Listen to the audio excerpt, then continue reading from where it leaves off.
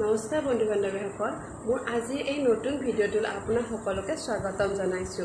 আজি মই ক'ব বিচাৰিছো এলগিৰ বিষয়ে। ইয়াক অসমীয়াত খেলাই বুলিও কোৱা হয়। এলগি বিভিন্ন দেশতে পোৱা যায়, যেনে Java, Scotland, Korea, China, Japan ইত্যাদি। এই দেশবিলাকত এলগিক খাদ্য হিচাপেও ব্যৱহাৰ কৰে, জন্তুৰ খাদ্য হিচাপেও ব্যৱহাৰ কৰে, এগ্ৰিকালচাৰে ইউজো আছে ইয়াৰ, আৰু লগতে মেডিচিন হিচাপেও ব্যৱহাৰ কৰি আহিছে।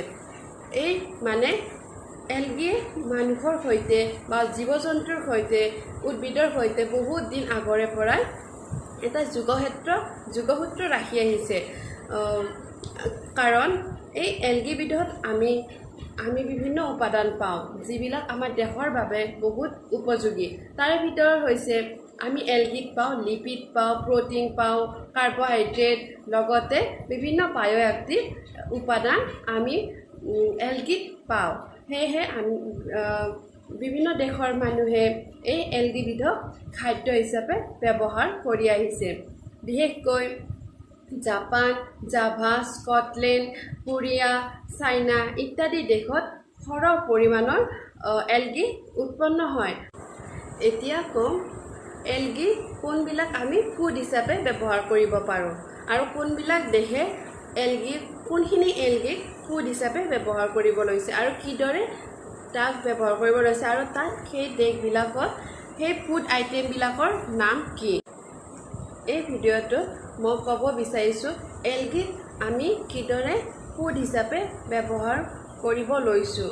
গোটেই বিশ্বজুৰিয়ে এলগিক ফুড হিচাপে ব্যৱহাৰ কৰিব লৈছে। তাৰ ভিতৰত নষ্টক আৰু লেমিনেৰিয়া এই দুবিধ এলগিক খোৱাৰ বাবে বহুত উপযোগী আৰু ইয়াক সকলো বিশ্বৰ দেশে আঁকোৱালি লৈছে।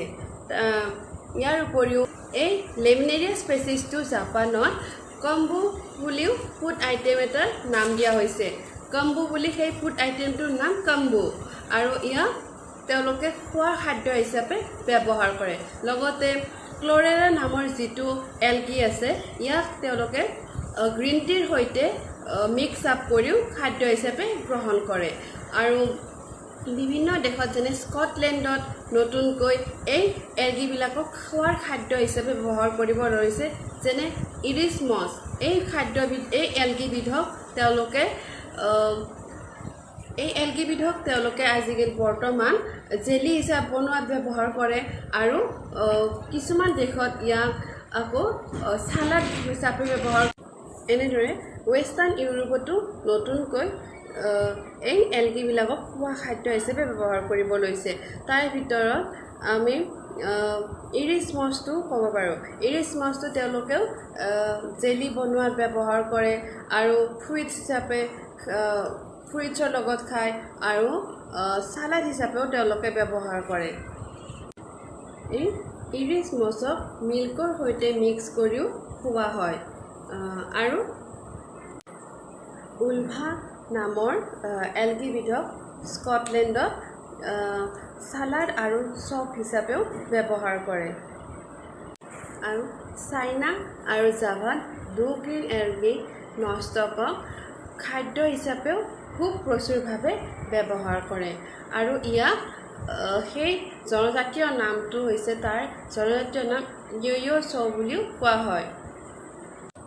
এই ভিডিঅ'টোৰ পৰা আপোনালোকে যদি কিছু হ'লেও শিকিছে তেতিয়াহ'লে এই চেনেলটো ছাবস্ক্ৰাইব কৰিব আৰু কমেণ্টত জনাব আপোনালোকে কোনখিনি বেছি ভাল পালে, আৰু লগতে আপোনালোকে জনাব মই আৰু পিছলৈ কেনেকুৱা ধৰণৰ ভিডিঅ' বনালে ভাল হ'ব সেই বিষয়ে সকলোৱে জনাব, আৰু লগত বন্ধু বান্ধৱীৰ সৈতে শ্বেয়াৰ কৰি দিব।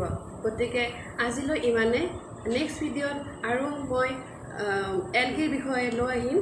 এলগি মেডিচিনেল ইউজ, কেনেকুৱা ধৰণৰ মেডিচিনেল ইউজ হয়, আৰু লগতে ফুডাৰ হিচাপে মানে জীৱ জন্তুৱে কেনেদৰে এলগিক ব্যৱহাৰ কৰে সেই বিষয়েও আপোনালোকক মই জনাবলৈ চেষ্টা কৰিম। গতিকে আজি ভিডিঅ'টো ইমানে। ধন্যবাদ।